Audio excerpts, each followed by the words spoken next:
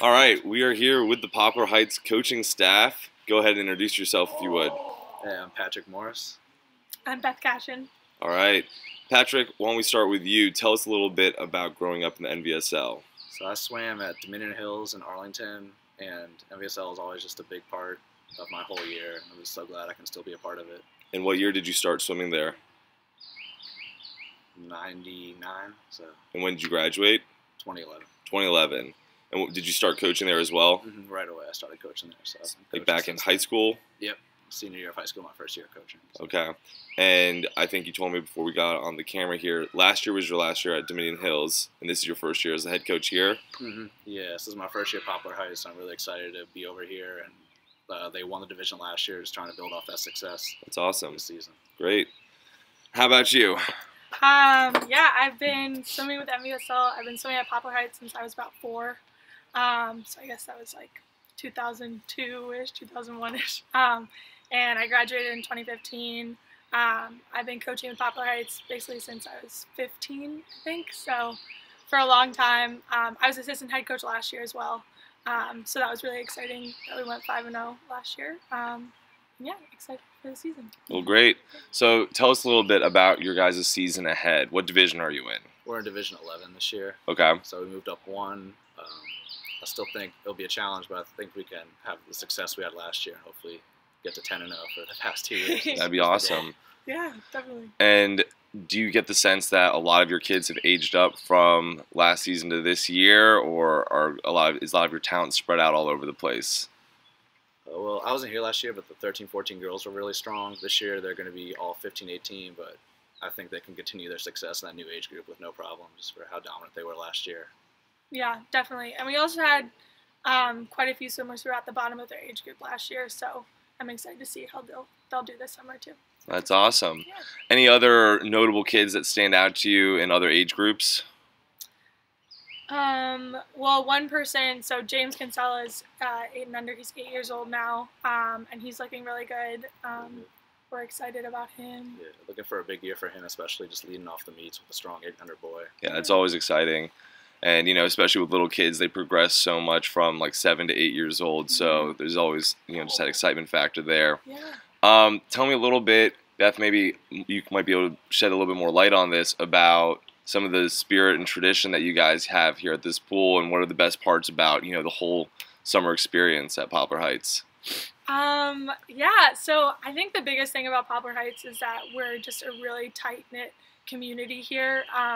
I know growing up here, I loved it. My best friends were on the swim team, hung out all the time, so that it really has kind of that family vibe. And in terms of traditions, let me think. I guess we have our signature cheers. So we have our signature crush cheer because we're the Poplar Heights Crush. That's really fun. Lots of seniors leading cheers, taking charge. I don't know. I'm trying to think more.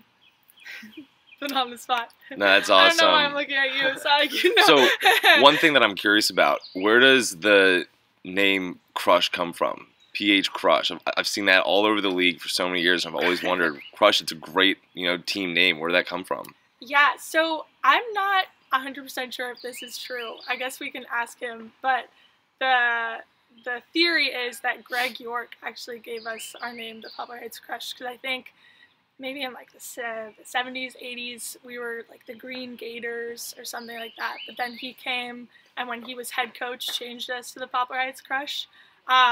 So that's all I know about it. I'm not really sure.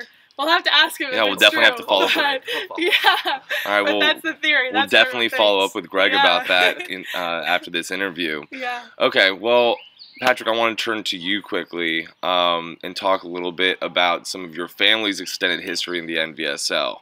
So if you don't mind telling our viewers a little bit about who your parents are, their names, and a little bit about their coaching background. Yeah, I come from a pretty big NVSL family.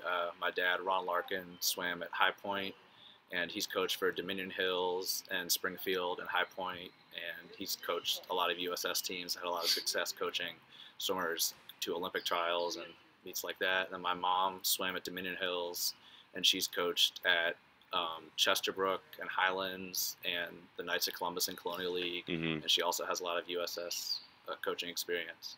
So, what was it like growing up in a house full of swim coaches? It was pretty hectic some days, but it's definitely kind of fun just being a part of different teams. Even if I swam for York, but I would feel like I was a part of a couple different teams growing up all Right. over the place just from their coaching experience. So. Did you find it tough, having the conversation with your coach and then on the way home from a meet having like an even more in-depth conversation with your parents given their extensive coaching acumen?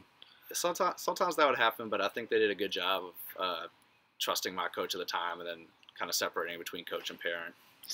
So I remember being on pool decks with your dad, and your dad has one great signature Ron Larkin trademark move, which is his whistle. And you swam breaststroke once upon a time, is that correct? Yeah. So could you hear his whistle while you're swimming? Yeah, absolutely. Even in crowded pools, the loudest person in there, if you're swimming breaststroke, is him every time. I think that we're going to need to do a interview with him or with a number of coaches talking about the coach's whistle itself. Are you able to do it?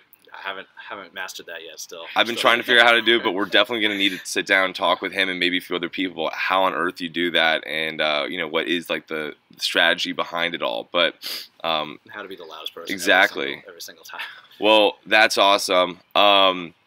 Things to look forward to in the season for both of you guys. Any final remarks? I don't know where you guys are for divisional relays or any big meets that, you have circled on your calendar.